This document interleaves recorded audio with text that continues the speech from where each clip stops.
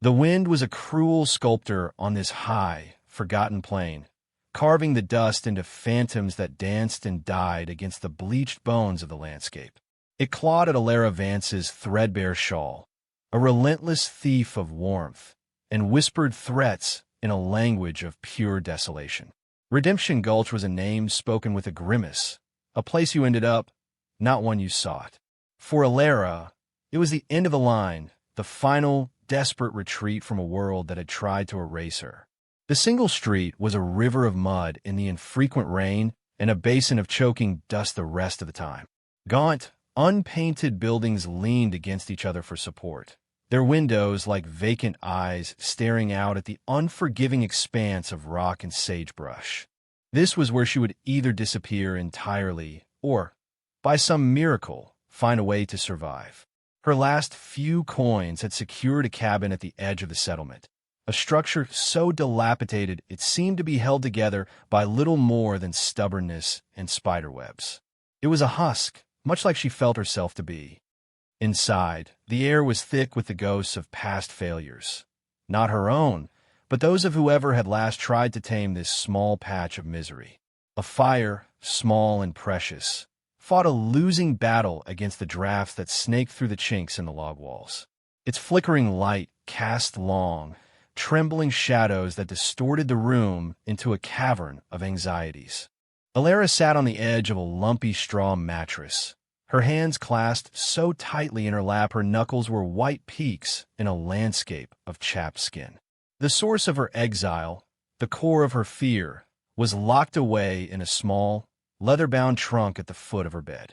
Buried beneath a layer of worn clothes lay another, smaller case. A surgeon's roll of gleaming steel instruments and a medical bag filled with tinctures and powders far beyond the ken of a simple nurse. And beneath that, wrapped in oilcloth, was the ghost itself, a medical degree from the Woman's Medical College of Pennsylvania, a testament to a life she was no longer allowed to claim, a piece of paper that had become a brand of shame.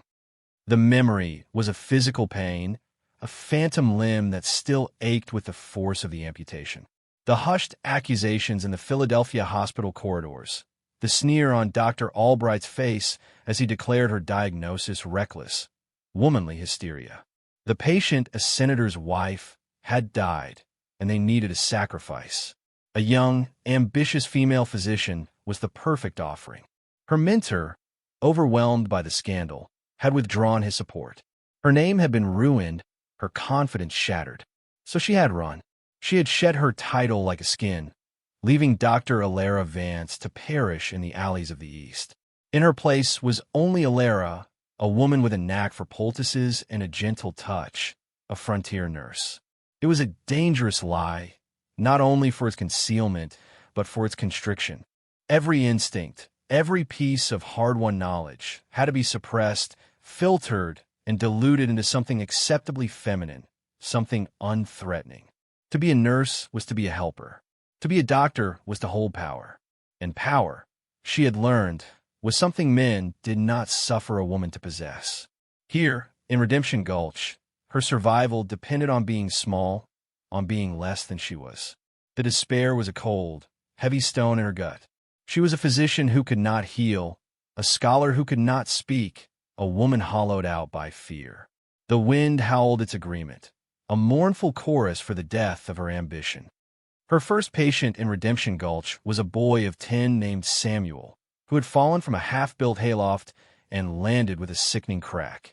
His mother's shrieks had sliced through the morning quiet, and someone, remembering the new woman in the old cabin, had fetched her. Alara found the boy pale with pain, his arm bent at an unnatural angle. The town's self-proclaimed doctor, a barber named Finch with whiskey on his breath and dirt under his fingernails, was poking at the limb, causing the boy to cry out in agony. "Just a bad sprain," Finch declared, his voice slurring slightly. "Needs a wrap and some of his mother's prayers." Alara's training screamed at the ignorance, the sheer butchery of it. This was a compound fracture, the bone threatening to pierce the skin. Her mind raced with anatomy, with the precise mechanics of reduction and splinting. But she had to restrain herself to play the part. She knelt, her voice soft, calming the frantic mother. "Mr. Finch is right about the prayers," she said, a careful diplomatic lie. "But perhaps we can make the boy more comfortable. Let me see." She gently, expertly, took the boy's arm. Her hands, sensitive and sure, assessed the damage through the skin. She knew exactly how the bones were displaced, the risk of nerve damage, the necessity of a clean, firm setting. Finch watched her, his eyes narrowed with suspicion. "What does a slip of a girl know of bones?" he grumbled. Alara ignored him, her focus entirely on the child. "Samuel," she whispered, "this will hurt for just a moment. But you must be brave. Can you be brave for me?" The boy, his eyes wide with fear and pain, nodded weakly. While the mother held him, Alara placed her hands with deliberate precision. She felt for the alignment, visualized the anatomy, and with a single, fluid motion, pulled and twisted. A sharp, grating pop echoed in the tense silence, followed by a gasp from the boy, and then a sigh of relief as the intense, grinding pain subsided into a dull, manageable ache. It was a perfect reduction. Too perfect. She caught herself, realizing her efficiency might betray her. She fumbled slightly with the splints she fashioned from scrap wood and torn linen, making the process look more like guesswork than the science it was. As she finished wrapping the arm, she became aware of another presence. A man stood in the doorway of the barn, leaning against the frame. He was tall and broad, dressed in buckskin and worn denim, his stillness a stark contrast to the earlier panic. His face was weathered, framed by dark, untamed hair, and his eyes, a startlingly clear gray, watched her with an unnerving intensity. He didn't look at her with the suspicion of Finch or the desperate hope of the mother. He looked at her with a quiet, penetrating curiosity, as if he were watching a hawk solve a current of wind. She felt a prickle of unease. He was an outsider, she could tell. He held himself apart from the small knot of onlookers who had gathered. When her work was done and the boy was resting, the man pushed off from the doorframe and approached, not her, but the boy's father. He spoke in a low voice, handing the father a few coins. "For the boy," was all Alara heard. Then, as he turned to leave, his gaze met hers for a fleeting second. There was no judgment in it, but there was a knowingness that frightened her more than any accusation. It was the look of a man who recognized skill when he saw it, regardless of the package it came in. He disappeared as silently as he had arrived, leaving Alara with the boy's gratitude, Finch's resentment, and the unsettling memory of those quiet gray eyes. Life in Redemption Gulch settled into a grim, unyielding rhythm, dictated by the rising sun and the ever-present wind. Alara carved out a fragile existence in the town's unforgiving soil, her days a careful performance of competent but unassuming nursing. She delivered babies with a proficiency that drew quiet praise, her hands seeming to know the secret language of a laboring mother's body. She stitched wounds with neat, clean lines, attributing her skill to a grandmother's tutelage in embroidery. She brewed teas for fevers and coughs from the herbs she painstakingly gathered on the stony hillsides, her knowledge of their properties carefully couched in the language of folk wisdom, never medicine. Each successful treatment was a double-edged sword. It earned her a sack of flour or a few precious eggs, but it also sharpened the scrutiny of the town elders, particularly Jedediah Thorne, the lay preacher whose piety was as rigid and unyielding as the rock formations that surrounded the gulch. He saw her competence not as a blessing, but as an anomaly, a disruption to the natural order. A woman living alone, beholden to no man, practicing an art with an unnatural facility. It was a combination that stoked the embers of his suspicion. A woman's place is in the home, under the guidance of a husband. He declared from his makeshift pulpit, his eyes sweeping over her where she sat in the back of the town hall. Pride in worldly skills is a path to temptation. Her loneliness was a physical presence in the small cabin, a cold companion on the long, dark nights. The fire did little to warm the profound chill of her isolation. She would trace the outlines of the surgical tools in her hidden roll, the cold steel a memory of a life that felt more and more like a dream. It was a tangible link to the woman she had been, the woman she had to kill every morning when she woke up. The separation from her own identity was a constant, draining effort. One afternoon, as she was attempting to split a stubborn log for her hearth, the axe handle clumsy and foreign in her hands, she felt a presence behind her. It was the quiet man from the barn, the one with the gray eyes. Silas Blackwood, she had learned his name was. He lived alone in a cabin deeper in the canyons, a trapper who kept to himself and was spoken of in the town with a mixture of respect and apprehension. He didn't speak.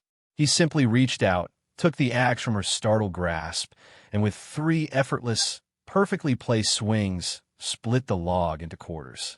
He then proceeded to work through the rest of her small woodpile, the rhythmic thud of the axe the only sound between them. Alara stood, unsure of what to do or say.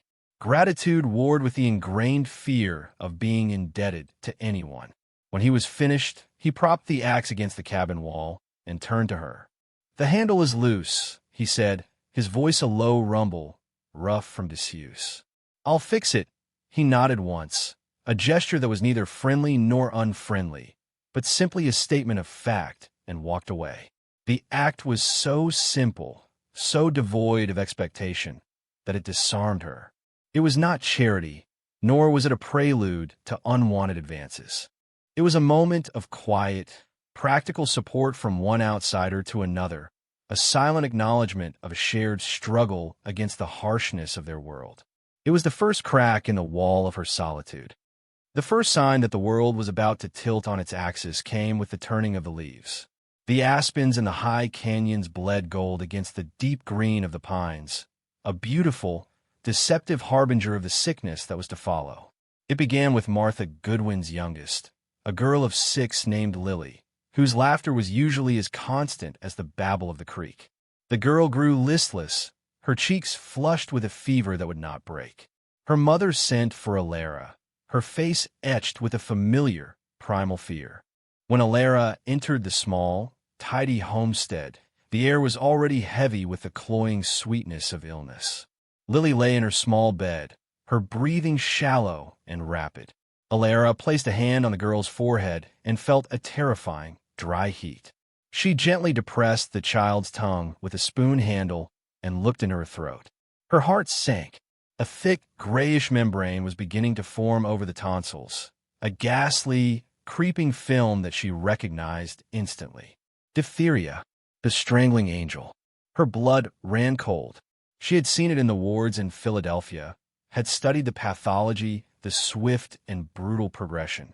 She knew the terrifying rasp that would soon replace the child's shallow breaths, the desperate fight for air, the slow, agonizing suffocation. Everything in her screamed to act, to explain the danger, to isolate the child, to prepare for the worst. But the words died in her own throat. How could she, a simple nurse, know such a thing? To name the disease, to speak of membranes and toxins, would be to reveal a knowledge she was not supposed to possess. It would be a confession. She was trapped in a cage of her own making, her silence a form of complicity. She could only do what was expected of her. She bathed Lily's forehead with cool water. She brewed a useless herbal tea for the fever. She spoke soothing words to the mother, words that felt like ash in her mouth. "It's a bad fever," she said, the lie tasting foul. "We must keep her comfortable and pray it passes." Martha Goodwin, desperate for any reassurance, clung to the meaningless words. But Alara could see the truth in the girl's labored breathing, in the darkening gray patch in her throat. She felt a profound and sickening wave of impotence. Her hidden knowledge was a torment, a library of life-saving books she was forbidden to open. She left the Goodwin homestead with a sense of dread so heavy it felt like a shroud. She had done nothing. She had smiled and soothed and lied while a child began to strangle. The setting sun painted the sky in brutal streaks of orange and red, the colors of fever and blood, and for the first time, Alara felt that the desolation of the landscape was a perfect mirror for the barrenness of her own soul. The sickness spread like a brush fire on a dry wind. 2 days after Lily Goodwin drew her last ragged, rattling breath, the Miller boy down the creek took to his bed with the same fever. Then the blacksmith's two daughters. Panic, cold and sharp, began to seep into the cracks of Redemption Gulch, a more virulent contagion than the disease itself. The barber, Finch, declared it a simple throat inflammation and dispensed foul-smelling gargles that did nothing. When the Miller boy died, his face blue from lack of air, Finch began to stay in his shop, refusing calls. The town's fear curdled into a frantic, desperate search for blame. Jedediah Thorne seized the moment. From his pulpit, he thundered about sin and divine retribution, his voice ringing with grim satisfaction. The sickness was a cleansing fire, he proclaimed, sent to purge the town of moral laxity and worldly pride. His gaze, sharp and accusatory, found Alara where she stood by the door, her face pale with exhaustion. He did not name her, but the implication was clear. This affliction had begun after the arrival of the strange woman, the one who lived alone and practiced arts beyond her station. Alara ignored him, her world shrinking to the confines of sick rooms. She moved from cabin to cabin, a tireless, spectral figure. She was a machine of palliative care, bathing feverish bodies, spooning broth into mouths that could barely swallow, changing sweat-soaked linens, and murmuring useless words of comfort. She slept in snatches, propped in chairs beside cots, her own body aching with a weariness that went bone deep. The smell of sickness clung to her hair and clothes. The sound of labored breathing became the permanent soundtrack of her life. She saw the creeping gray membrane in throat after throat, a visible manifestation of the death that was consuming the town. Her suppressed knowledge was a constant, screaming torment.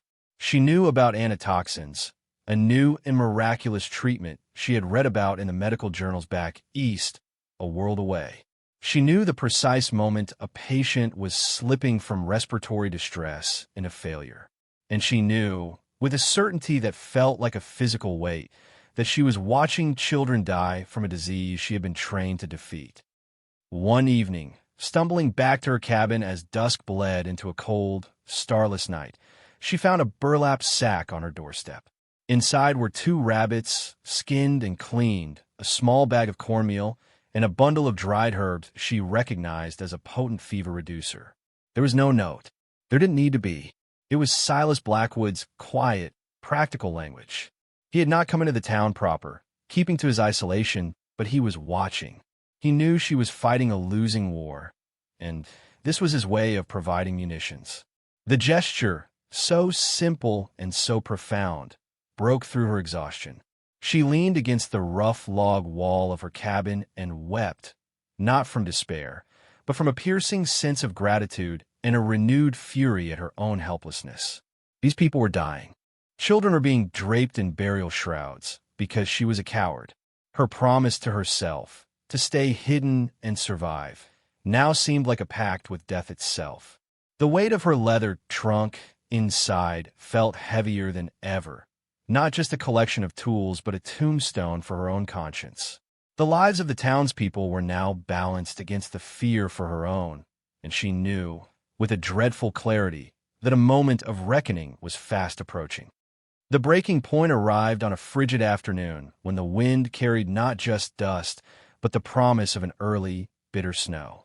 It came in the form of a frantic pounding on her cabin door. It was John Carter, a homesteader whose small ranch was nestled in a canyon not far from Silas Blackwood's solitary claim. Carter's face was a mask of sheer terror, his eyes wild. "It's my boy," he choked out, the words tumbling over each other. "It's Thomas. He can't breathe. He's turning blue." Alara grabbed her small nursing bag of poultices and herbs, the pitifully inadequate tools of her charade, and followed him at a run. The Carter cabin was filled with a chilling, guttural sound, the rasp of a child fighting and losing a battle for air. Thomas, a boy of 8, was propped up on a pile of pillows, his small body convulsing with each desperate attempt to draw breath. His lips were already tinged with cyanosis, his eyes wide with a terror that mirrored his father's. The telltale gray membrane had swollen to nearly close off his throat entirely. Finch was long gone, having fled town days ago, and Thorne's prayers offered no comfort against the brutal mechanics of suffocation. Mrs. Carter was on her knees by the bed, sobbing uncontrollably. Alara knew, with the cold, hard certainty of a physician, that the boy had minutes. Not hours. Minutes. All her nursing skills were useless now. The herbs, the cool cloths, the soothing words. They were insults to the reality of the situation. She could do nothing to help him. Or rather, the nurse Alara could do nothing. The doctor Alara, the one she had buried, could. The knowledge of what was needed rose in her, unbidden and absolute. A tracheotomy. A swift, terrifying, and life-saving incision. A procedure no nurse would ever conceive of, let alone be able to perform. She looked from the dying boy to his parents' agonized faces, and something inside her shattered. The fear she had nurtured for months, the fear of exposure, of ridicule, of ruin, it all evaporated in the face of this one undeniable truth. Another child was about to die in front of her, while she possessed the skill to save him. The weight of that sin was suddenly heavier than any punishment the world could inflict. "I might be able to help," she said, her voice shaking but clear. "But you have to trust me." Completely. John Carter lunged for her words like a drowning man for a rope. "Anything," he pleaded. "Please, do anything." Without another word, Alara turned and fled the cabin. She did not run back toward the town. She ran toward her own small, dilapidated home. The cold air burned in her lungs, each stride a conscious step away from the woman she had pretended to be. She burst through her own door, her movements frantic and purposeful. She threw the lid off her trunk, casting aside the worn clothes with a kind of fury. Her hands closed around the surgeon's roll. It felt both foreign and intimately familiar. She unlaced it on her small table, the polished steel of the scalpels, forceps, and retractors gleaming in the dim light. They were extensions of her own hands, her own mind. She grabbed the bottle of carbolic acid for sterilization and a roll of clean linen.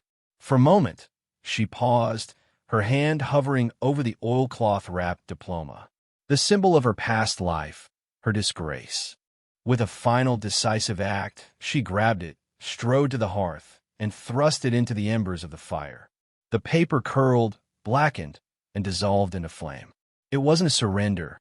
It was a liberation. She was no longer hiding behind a title or cowering from its loss.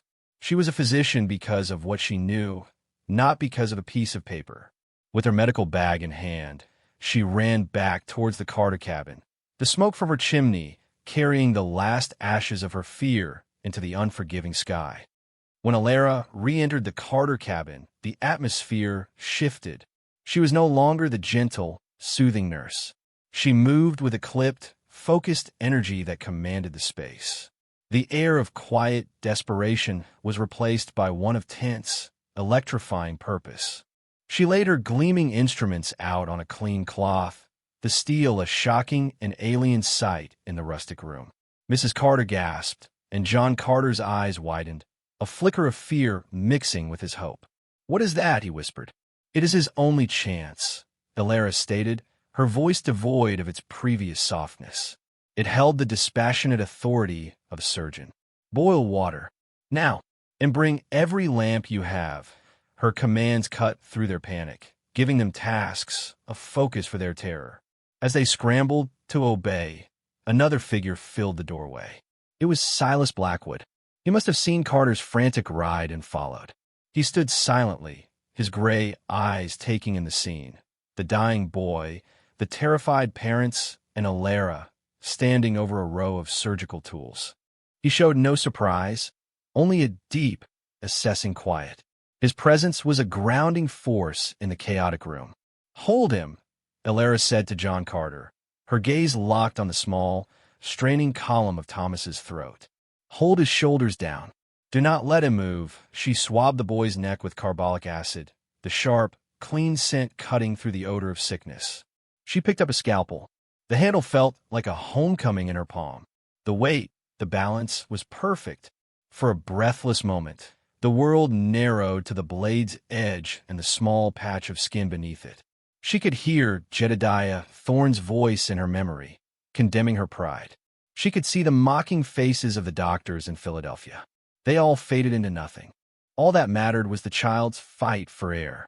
With a surgeon's steady hand, she made the incision. A swift, precise cut through skin and tissue. Mrs. Carter cried out, turning her face away. John Carter flinched but held his son fast. Silas did not move, his eyes fixed on Alara's hands, his expression unreadable. Alara worked with practiced speed, separating the muscle, locating the trachea. She made another small, careful cut into the windpipe itself. There was a faint, wet sucking sound, and then, miraculously, air rushed into the opening. The terrible, rasping struggle ceased, replaced by the soft, rhythmic whistle of breath. The boy's tense body relaxed. The blue tin around his lips began to recede, replaced by a healthier pink. Alara inserted a small, hollow tube to keep the airway open, her movements economical and sure. She had done it. She had snatched a child back from the brink of suffocation. The silence that followed was profound, broken only by the boy's easy breathing and his mother's ragged sobs, now of relief instead of grief. Alara's hands were steady, but her entire body trembled with the adrenaline of the act, the sheer, terrifying release of her full, forbidden knowledge. She had just saved a life, and in doing so, had damned herself completely in the eyes of the town. The news of what she had done traveled faster than the sickness itself. By the time Alara had cleaned her instruments and ensured Thomas Carter was stable, a small crowd had gathered outside the cabin. Their faces, illuminated by flickering lanterns, were a mixture of awe, fear, and deep-seated suspicion. They had heard the story of the strange knives, the cutting of a boy's throat to save him. It was witchcraft. It was butchery. It was something they could not understand. Leading them, his face a thunderous mask of righteous fury, was Jedediah Thorne. "Abomination!" he roared, his voice carrying across the cold, still air. He pointed a trembling finger at Alara as she emerged from the cabin. "This woman is a charlatan. She mutilates children under the guise of healing. She brings dark magic into our homes." The crowd murmured, their fear a pliable thing in Thorne's hands. "She is no nurse. What woman possesses such tools, such unnatural and bloody knowledge? This is the devil's work, sent to test us." Alara stood before them, her face pale but her back straight. The exhaustion of the past weeks pressed down on her, but it was now mingled with a defiant fire. She had made her choice. There was no going back into the shadows. "I am not a witch," she said, her voice clear and carrying, though it trembled slightly. "I am a physician." A collective gasp rippled through the crowd. The confession hung in the air, more shocking than any accusation. Thorne laughed, a harsh, ugly sound. "A physician? A woman physician? The sin of it. The vanity. She lies to gain power over you." He took a step forward, his eyes burning with fanaticism. "Seize her. We must purge this poison from our midst before God's wrath consumes us all." Several men in the crowd shifted, their hands clenching, their fear turning to aggression. They began to close in, a threatening circle of ignorance and terror. Just as the circle was about to tighten, a figure stepped out of the shadows of the Carter cabin to stand beside her. It was Silas Blackwood. He carried no weapon, but his presence alone was a bulwark. He simply stood there, planting his feet, creating a line between Alara and the mob. He didn't look at them. He looked at Thorne. "I saw what she did," Silas said, his voice low and steady, yet it cut through the preacher's ravings. "She saved the boy. While you were praying for his soul, she was fighting for his life." Thorne sputtered. You defend this unnatural creature."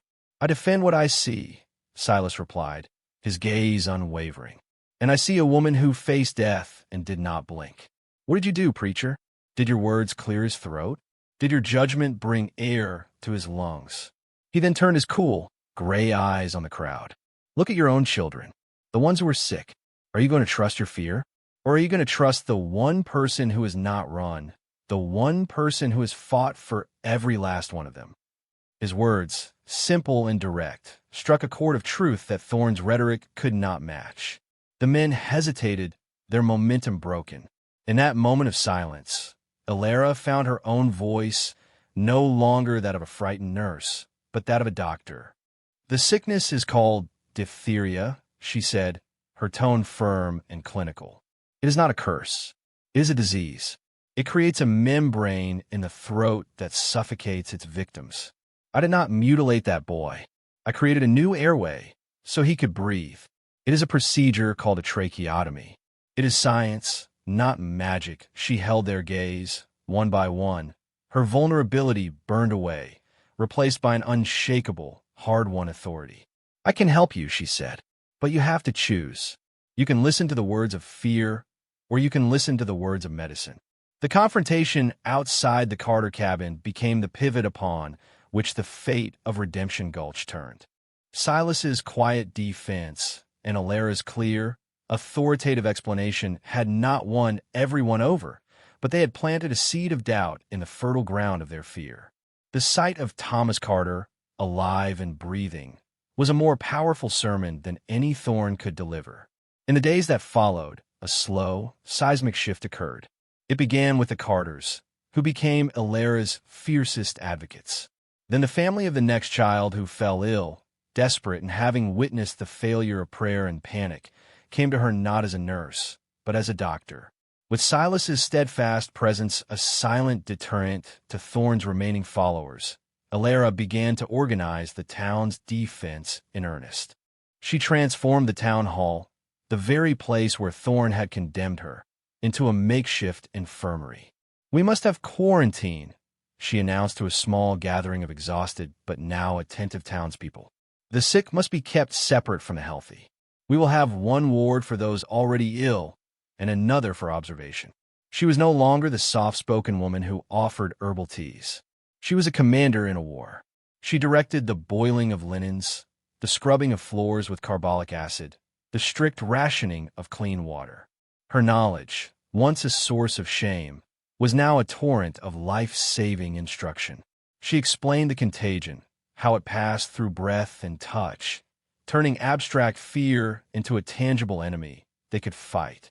Silas became her unspoken lieutenant. He organized the healthy men to chop wood for the fires that had to be kept burning day and night. He hunted for game to make the broth she prescribed, ensuring the infirmary had a steady supply of food. He enforced her quarantine rules with a quiet, unassailable authority, his presence enough to quell any argument. He moved with a silent efficiency, anticipating her needs: a fresh bucket of water, a sharpened axe, a moment of unguarded quiet for her to rest. He never spoke of the night she revealed herself, but his actions were a constant affirmation. He had seen who she was and had stood by her. It was an anchor in the storm of sickness and fear. Slowly, painstakingly, the town began to respond. Women who had eyed her with suspicion now followed her instructions for patient care. Men who had muttered about witchcraft now respectfully called her Dr. Vance. Jedediah Thorne found his congregation dwindling. His pronouncements of divine wrath sounded hollow and cruel against the backdrop of Alara's tireless, methodical work. His power, built on fear of the unknown, crumbled in the face of her knowledge. He became a sullen, marginalized figure, his fury turning to pathetic resentment as he watched the woman he had condemned become the town's salvation. The epidemic did not vanish overnight. It was a long, brutal siege. More people died. Alara felt each loss as a personal failure, a stark reminder of the limitations of even her advanced medicine in this remote place without access to antitoxins or hospital resources. There were nights she would collapse onto a cot in her infirmary, the weight of the town's suffering so immense she thought it would crush her. In these moments, Silas would appear with a tin cup of hot, bitter coffee, or simply stand watch, his silent vigil a source of incredible strength. He didn't offer empty platitudes. He offered his presence, a shared understanding of the burden she carried. One night, as she stared into the fire, her face streaked with soot and tears, he placed a heavy blanket over her shoulders. "You're saving them, Alara," he said, the first time he had used her given name. It was not a question. It was a statement of fact. And in the dim, flickering light of the town hall, surrounded by the sleeping and the sick, Ilara felt the last vestiges of her old fear fall away, replaced by the grim, resolute strength of a physician who had found her purpose not in a prestigious Eastern hospital, but in a dusty, forgotten corner of the world that she was now, against all odds, claiming as her own. Slowly, as the first deep snows of winter began to blanket the high plains, the strangling angel loosened its grip on Redemption Gulch. The last fever broke. The rasping coughs in the town hall infirmary softened, then quieted. The sick began to heal. The quarantine was lifted, and families, scarred and smaller than before, were reunited. A fragile, exhausted peace settled over the town. The air was no longer thick with the scent of sickness and fear, but crisp and clean with the bite of winter. The crisis had passed, leaving behind a community irrevocably changed.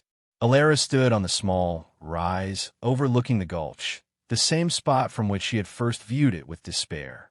The sun was bright on the new snow, the landscape no longer appearing desolate, but starkly beautiful, cleansed. The leaning buildings no longer looked defeated, but resilient. She was no longer Ilara Vance, the disgraced physician in hiding. She was Dr. Vance, a name now spoken with a reverence that she had never known in the hallowed halls of Philadelphia.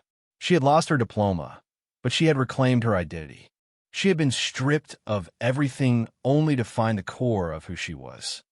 Silas came to stand beside her, the crunch of his boots in the snow the only sound. They stood in comfortable silence for a long time, watching the smoke curl from the chimneys of the town below. It was a silence born not of awkwardness or disuse, but of a deep and abiding understanding that transcended the need for words. Theirs was a partnership forged in the crucible of crisis, built on a foundation of mutual respect and quiet action. "The Carters are asking after you," he said finally. "The boy wants to show you the wooden bird he carved." A small, genuine smile touched Ilara's lips. "I'll go see him this afternoon." He nodded, then looked at her, his gray eyes holding a warmth she had never seen there before. "Jedediah Thorne left town this morning," he told her. Saddled his horse before dawn, Ilara felt a flicker of something, not triumph, but a quiet sense of justice. His brand of fear had no place here anymore. This town, in healing its bodies, had also begun to heal its soul. She thought of the woman who had arrived here months ago, hollowed out and haunted. That woman was a stranger to her now. The crucible had not destroyed her. It had burned away everything that was not essential. It had left her with her knowledge, her purpose, and an inner strength she never knew she possessed. The world had tried to break her, to force her into a smaller version of herself. But here, in the harshest of landscapes, among the most desperate of people, she had been forced to become larger than she had ever dared to be. "What will you do now?" Silas asked, his voice gentle. The question held no pressure, only a quiet curiosity about the future they now implicitly shared. Ilara looked out at the vast, snow-covered horizon, a blank page waiting to be written upon. "I suppose," she said, a sense of peace settling over her like the blanket of snow. "I'll stay. There's work to be done." It was not a declaration of resignation, but one of profound, hopeful purpose. She had found her place not by running from her past, but by finally, bravely embracing it. Here, on the raw and unforgiving frontier, Dr. Ilara Vance had finally come home.